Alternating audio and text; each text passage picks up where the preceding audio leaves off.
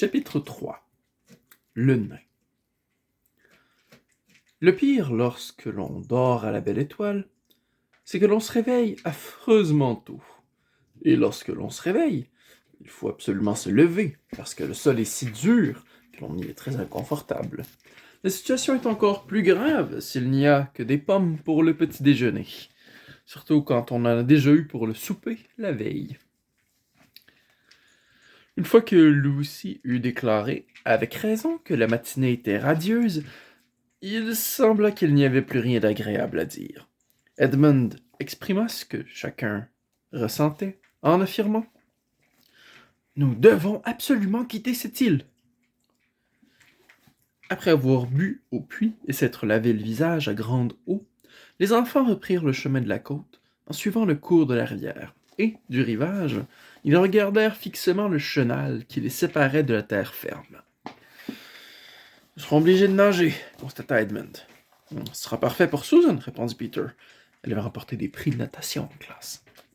« Mais je sais pas ce que cela donnera pour nous autres. » En réalité, par nous autres, il voulait dire Edmund, qui n'était pas encore capable d'effectuer 2 longueurs de suite dans la piscine du collège, et Lucy, qui ne savait, pour ainsi dire, pas nager.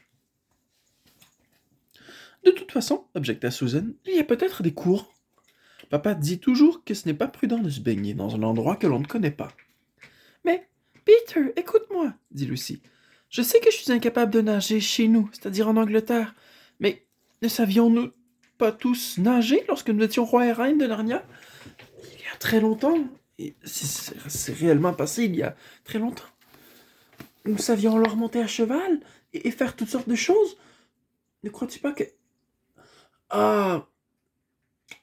Mais à ce moment-là, nous étions, en quelque sorte, de grandes personnes, expliqua Peter.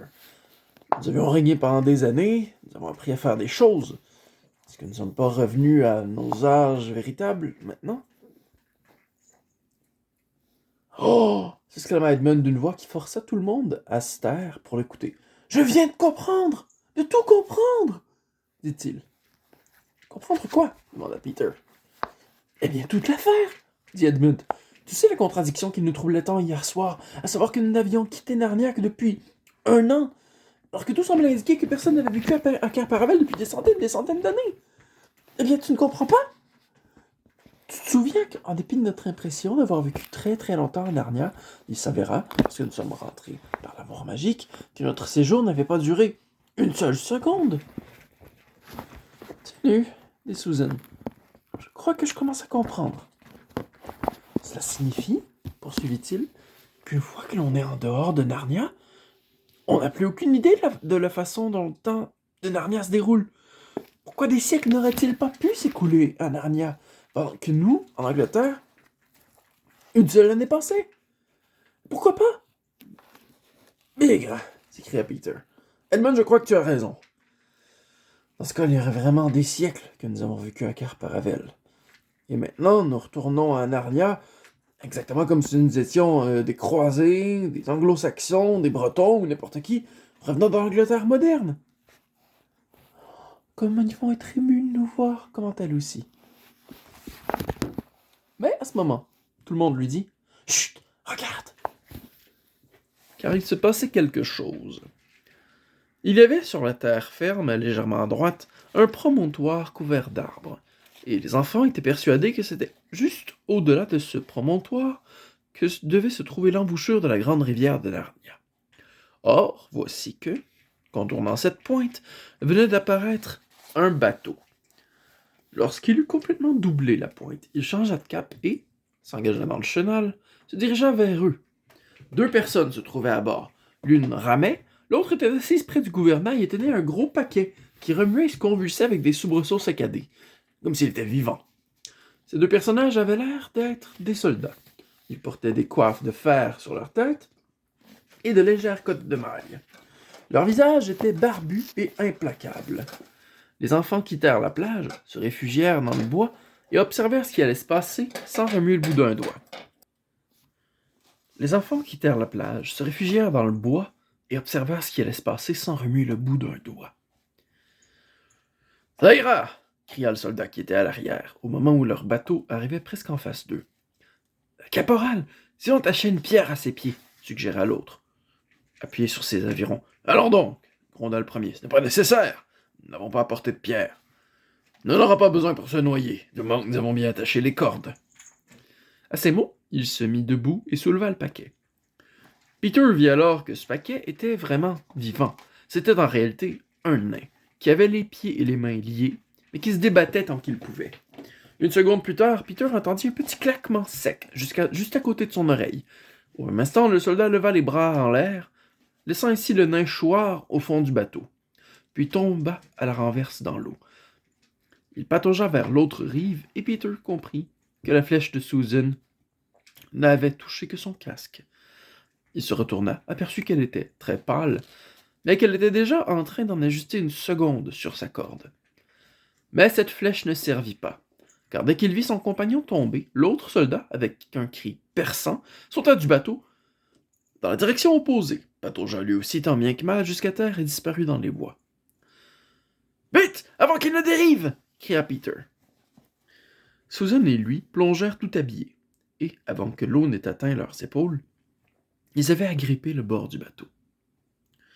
En quelques secondes, ils eurent halé la barque sur la rive et soulevé le nain pour l'en faire sortir.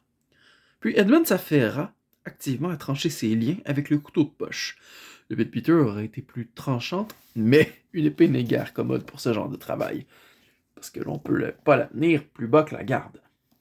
Quand enfin il fut libéré, le nain se redressa, frotta ses bras et ses jambes, et s'exclama. « Eh bien, en dépit de ce qu'ils disent, vous n'avez pas l'impression d'être des fantômes. » Comme la plupart des nains, il était très trapu, et sa poitrine était fort large. Il aurait mesuré 90 cm environ, si s'était tenu debout. Une immense barbe, des moustaches aux poils rudes et rouges dissimulaient presque entièrement son visage, ne laissant apparaître qu'un nez semblable à un bec et des petits yeux noirs pétillants. « Quoi qu'il en soit, continua-t-il, fantôme ou non, vous m'avez sauvé la vie, je vous en suis extrêmement reconnaissant. » « Mais pourquoi devrions-nous être des fantômes ?» s'étonna aussi. « Toute ma vie, répondit le nain, j'ai entendu dire que les bois qui bordaient ce rivage contenaient autant de fantômes que d'arbres. C'est l'histoire qu'on raconte. La raison pour laquelle, lorsqu'ils veulent se débarrasser de quelqu'un, ils conduisent généralement ici, comme ils l'ont fait pour moi, et prétendent qu'ils vont l'abandonner aux fantômes. Mais je me suis toujours demandé si en réalité ils ne les noyaient pas, s'ils leur coupaient pas la gorge. J'ai jamais complètement cru aux fantômes. Par contre, ces deux lâches sur lesquels vous avez tiré une flèche, ils croyaient dur comme fer. J'étais plus effrayé de me conduire à la mort que je l'étais moi-même d'y aller. « Oh !» s'éclama Susan. « C'est donc pour cette raison qu'ils se sont enfuis. »« Hein, que dites-vous » demanda le nain. « Ils sont sauvés, dit Edmund. À terre. »« Vous comprenez, je n'ai pas tiré pour tuer, » expliqua Susan. Elle n'aurait pas aimé que quelqu'un puisse penser qu'elle avait manqué son but à une si courte distance. « grommela le nain. « Pas bien, ça peut créer des difficultés pour plus tard. À moins que dans leur propre intérêt, ils ne tiennent leur langue. »« Pour quelle raison était-il sur le point de vous noyer » interrogea Peter. « Oh, je suis un criminel, un dangereux criminel, répondit le nain gaiement. Mais c'est une longue histoire, et en attendant que je vous la raconte, je me demandais si vous aviez l'intention de m'inviter à petit déjeuner. Vous ne pouvez pas imaginer combien la perspective d'être exécuté ouvre l'appétit. »« Nous n'avons que des pommes, avoua tristement Lucy. C'est mieux que rien. C'est pas aussi bon que du poisson fraîchement pêché, remarqua le nain. J'ai l'impression que c'est plutôt moi qui vais devoir vous inviter à petit déjeuner. J'ai repéré un attirail de pêche au fond de la barque. Et de toute façon, cette barque, ils vont l'amener de l'autre côté de l'île. J'ai pas envie que, de terre, quelqu'un puisse l'apercevoir. J'aurais dû y penser moi-même, murmura Peter. Les 4 enfants et le nain descendirent au bord de l'eau. Ils poussèrent le bateau, non sans quelques difficultés, puis en se bousculant, se hissèrent à bord, tous à la fois. Le nain prit immédiatement le commandement. Les rames étaient, bien entendu, trop grandes pour qu'ils s'en servent, c'est donc Peter qui rama. Mais c'est le nain qui les dirigea vers le nord, en suivant le chenal, et ensuite vers l'est, en contournant la pointe de l'île. De là, les enfants purent apercevoir le cours de la rivière, et puis, au-delà, toutes les criques et tous les caps de la côte. Ils pensaient qu'ils pourraient reconnaître certaines parties, mais les bois, qui s'étaient considérablement développés depuis leur époque, modifiaient totalement l'aspect des lieux. Lorsqu'ils furent arrivés en pleine mer, à l'est de l'île, le nain lança sa ligne. Ils firent une excellente pêche d'un magnifique poisson couleur arc-en-ciel qu'ils se rappelaient tous avoir dégusté autrefois à Kerparavel. Quand ils en eurent attrapé suffisamment, ils pointèrent leur bateau vers une petite crique et ils l'amarrèrent à un arbre. Le nain, qui était une personne de grand talent, à vrai dire, bien que l'on rencontre parfois des nains méchants, j'ai jamais entendu parler d'un nain qui soit idiot.